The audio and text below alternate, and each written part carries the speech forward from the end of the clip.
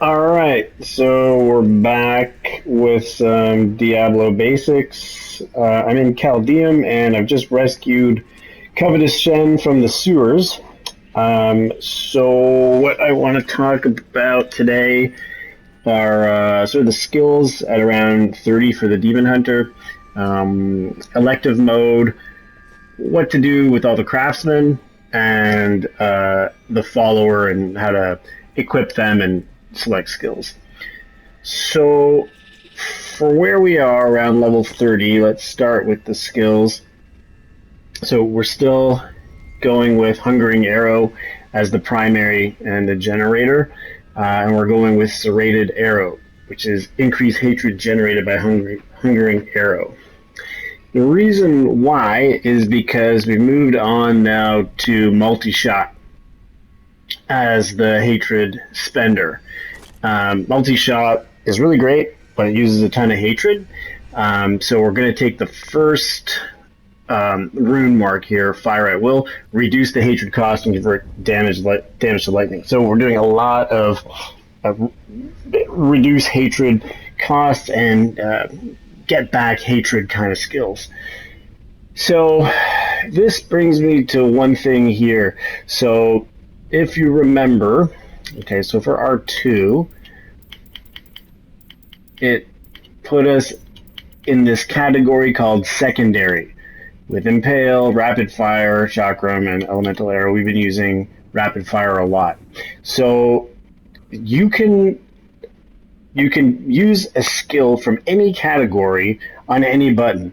You just have to make sure that the option for elective mode is on, and I think so. If it's not on by default, you want to go here. So options, gameplay, elective mode, and you want to click it. So that means R2 won't be locked to secondary. So R2, and so because this skill is over in archery. So if you were over here at secondary and you had rapid fire, so all you need to do is basically scroll over until you find multi-shot, and then we're going with Fire at Will. Next, for square, we're going with companion. This is a pretty passive thing. It's going to do some damage. Passively, it will increase your hatred regeneration, which is great because we're going to fire multi-shot more often. And if you need a quick burst, you can just press square, and then you'll instantly regain hatred. So you can keep using your main move.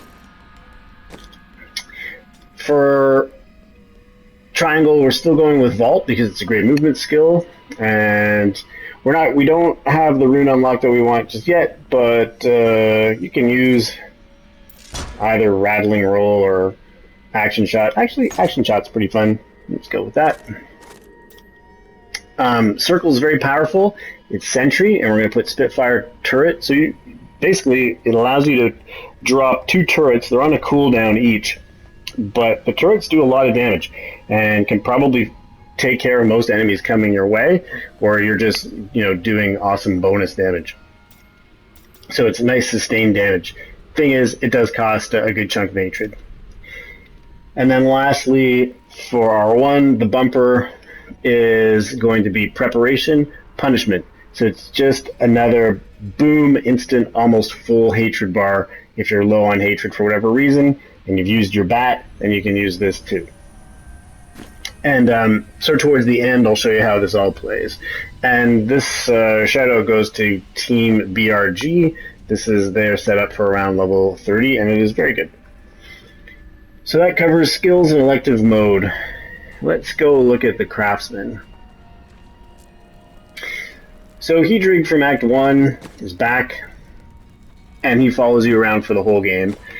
You do want to continue to train him up. I only have him at level 2. I've got a decent amount of gold now, so we'll train him up a couple levels. You do want to get him all the way up as soon as you have enough gold to do that. The reason why is he will craft armor for you, and it's, you know, if you see that you've got a fresh thing that he can make, often it'll be an upgrade, but really his purpose is for end game stuff. When you start using Kanai's cube, he will craft you some yellows that you can then turn into legendaries, but that's a topic for another day. So so I don't know if this, oops, I just deployed a sentry.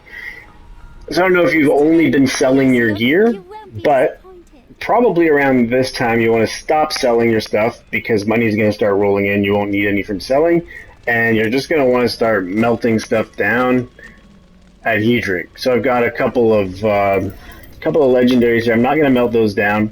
So you see, you can go one at a time,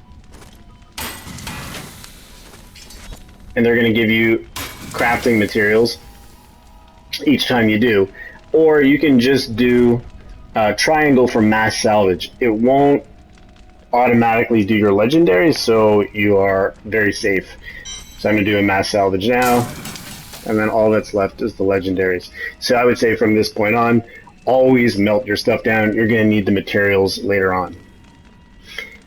And then repair, pretty much anytime you come back to town, you do two things. You go in, you do a mass salvage, and then you come here and you go repair all with triangle. That's pretty much it for Hedrig right now. He has a pretty cool backstory if you want to talk to him too.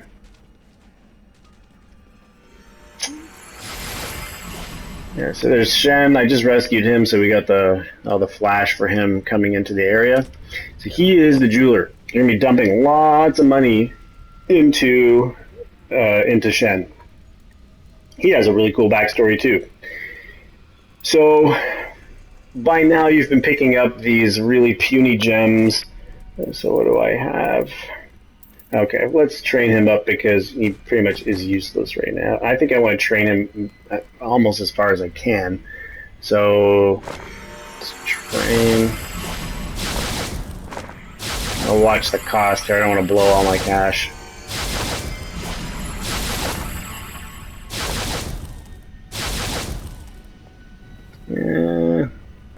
That's going to take a Death's Breath, which we don't have. So, okay, we got to level 10. So that's fine. So here, you're going to be picking up lots of small gems, and each time you're going to want to combine them into something bigger. With diamonds, it doesn't look like we have enough. So you can see over on the right, it's going to take one of two of those small round ones to give us a flawless. I don't have enough there. Let's see if I can do any. Gems really haven't been dropping that much. Okay, so we have some topazes. So let's do this. It's going to take 2 to make 1 flawless, and 2,500 gold. Do it 3 times. And we can actually make 1 square. 5,000 gold. And that's about it. Now you don't have to melt all your gems. I'm just sort of showing you here as an example. And then I'll tell you which ones you'll probably want to focus on. You can do this one. And I guess that's it. Okay, so here it tells you what each gem is going to do. Let's start at diamonds. So depending on your build, a lot of builds like to put a diamond in the helmet for cooldown reduction. If you don't have a cooldown reduction build, I'm talking like end game build here, you could put something else in there. For leveling, if you had a ruby, it's really great because it's bonus experience in your helm, so you can get to level 70 faster. Don't think I have any rubies, so I can't put one in a helm.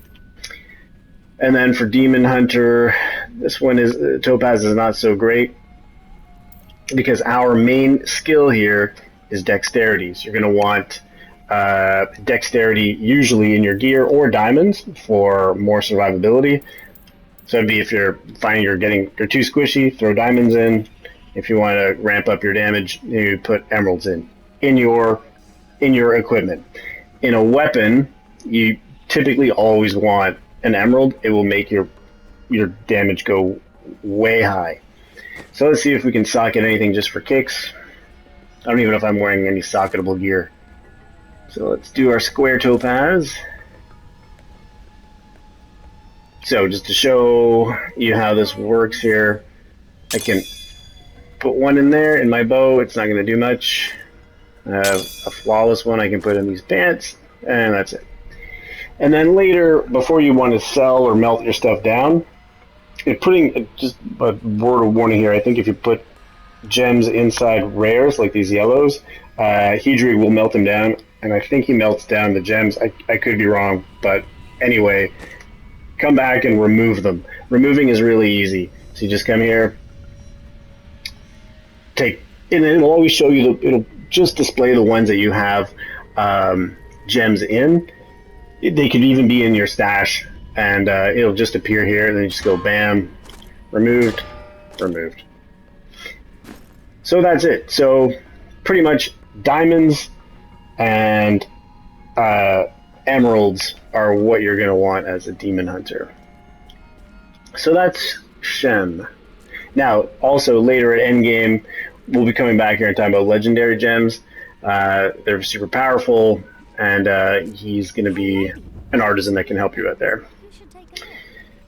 Now, for Miriam, I don't know if it's your first run through, if you'll have Miriam unlocked. I'm not sure if she only comes once you've done Act 5, but if she is here, this is another useful artisan for late game when you really want to perfect the equipment that you have. You'll come here and you'll enchant your gear, which basically means take a property that is not doing much for you and turn it into something that you really would be helpful, like extra damage or whatever. And it looks like we're too low to do any of this stuff anyway. But transmogs are cool if you have any unlocked. This is where you get into the whole fashion show. And I spend a lot of time here usually making my characters look good. So if I don't like the look of this helmet that she's wearing, actually take a look at my lady. So she's got this, I don't know, sort of centurion kind of hat on. We can go to transmog, go up to her hat. She's wearing, it says the arm and cap of the hawk is the one that's equipped. I should probably equip that Leorix actually, but yeah, let's do that actually. And I could put a gem in it. Alright, let's transmog Leoric's crown to make it look like... Ooh, I have that hood, which looks kind of cool. I have a red hood. That's not so great. Dark hood? Yeah. Let's go with that. Wait. I don't know. Green one? Now let's go with the dark one. And you can do this with all your gear. So you can really make them look cool. And then for dyes, you can dye your gear as well. So if you want to look all, like in black, you could go with some black dye. I better watch my goals here. So that's 5,000 for that. And her pants, you can match those with some black dye. Maybe some boots, some black boots. Alright, what else we got? Gloves.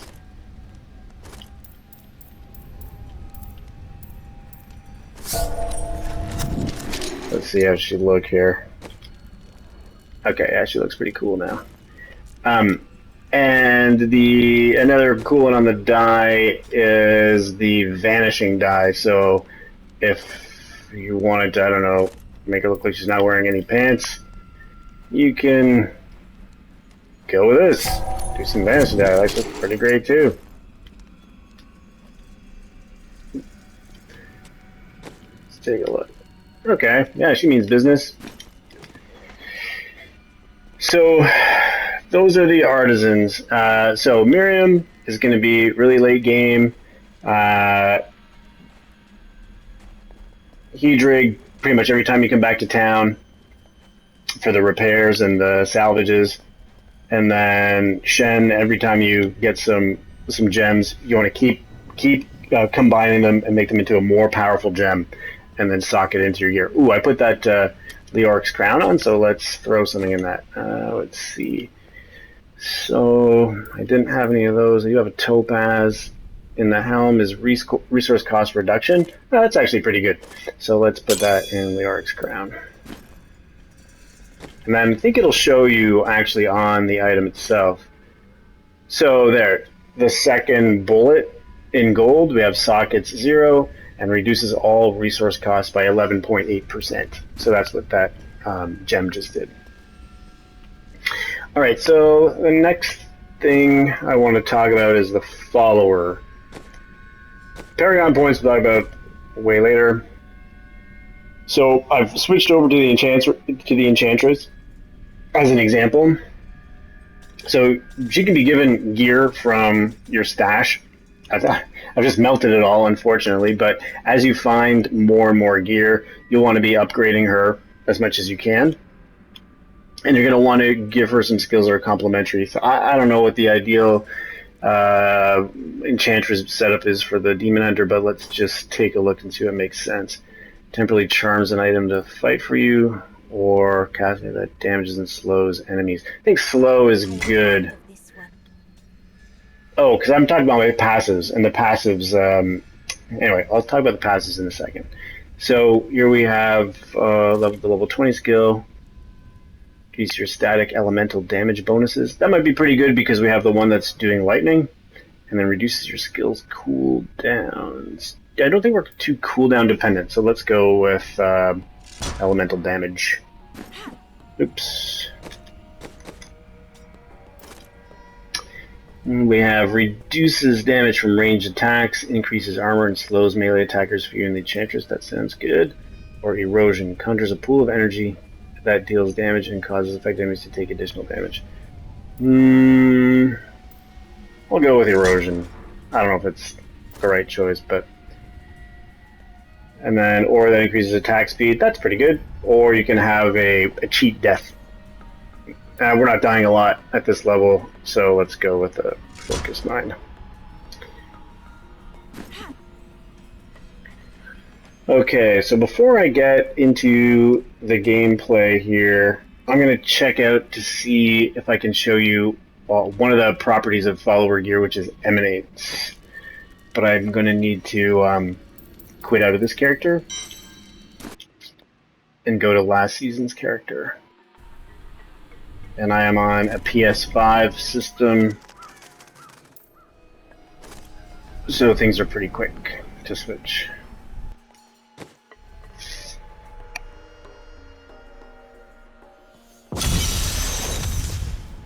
Alright, so I have the Enchantress on this character too, so let's take a look. So, okay, she's just using a hard-hitting weapon. Now, I've given her, it's all going to be legendary stuff, I think. The Spalders of Zakara. So if you see it has an emanates in light blue text, that means that she's wearing the item that has a bonus, but it's going to spill over onto you. It's going to emanate to you. So right now, your items become indestructible. That means as long as she's alive and fighting with you, you're never going to have to repair your gear, which is great. Gold skin. Chance for enemies to drop gold when you hit them. That emanates. So they typically explode into some gold. Gladiator gauntlets. After earning a massacre bonus, gold rains from the sky. That emanates. Not sure why I have that on her. Or these pants. I could have given her some better things here. This is good because it gives her immunity to freeze and immobilize effects. Flavor of Time is a very good one. Pylon effects last twice as long. That emanates. And then the Broken Crown. This is super. I don't know why I don't have a gem in there. But whenever a gem drops, a gem of the type saga into your helmet also drops. This effect does not apply to legendary gems. That means if you really want to collect the emeralds because they are the best for you, you stick an emerald in the Broken Crown and you give it to the Enchantress or your follower, and then anytime any gem drops, you're also going to get a second gem, and it's going to guaranteed be an emerald. So emeralds are just going to totally fill up, and you're pretty much going to need that. Let me hop back onto my other character now. and we'll take it for a spin with that build, and I'll show the passives.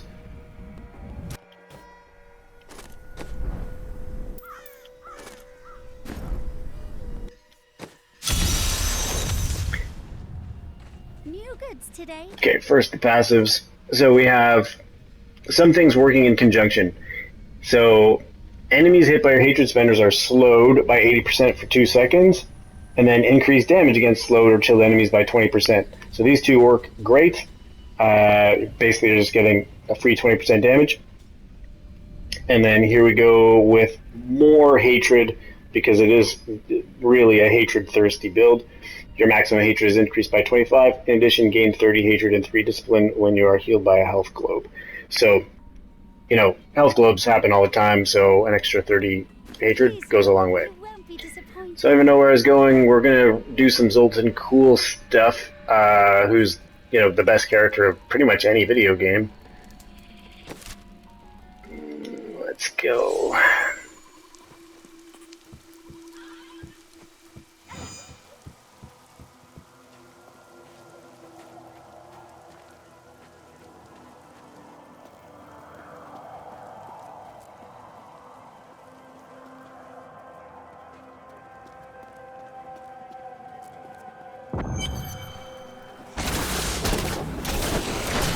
Sweet revenge.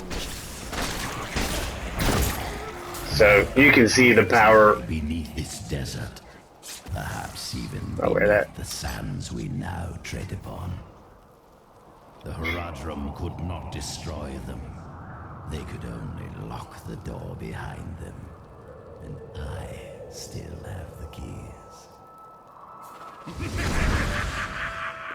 So basically, the way that it plays is you're just going to want to do your spender, the multi-shot, as much as you can. Everything else is pretty much there to get you hatred, except for your turrets. So if you know you're going to be in a big battle, so right now I'm going to hit square. That's from my bat. So boom, I just filled up my hatred bar. If I know I'm going to be in a big battle, I'm going to drop the turrets, plunk, plunk. I'm not even doing anything. They're just going to smoke these guys. If I want to join in,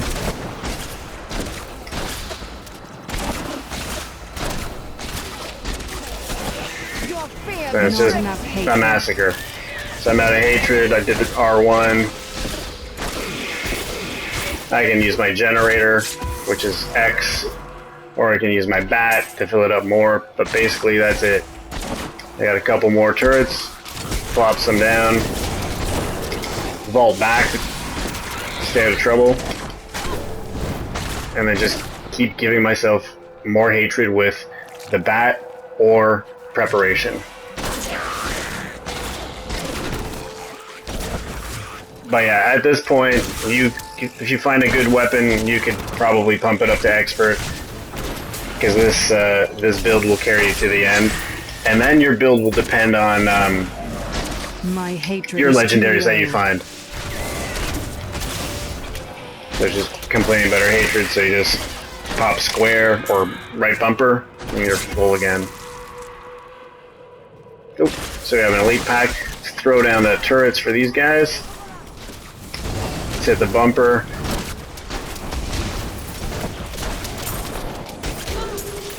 I need more hatred That's to it. do that. Smoked.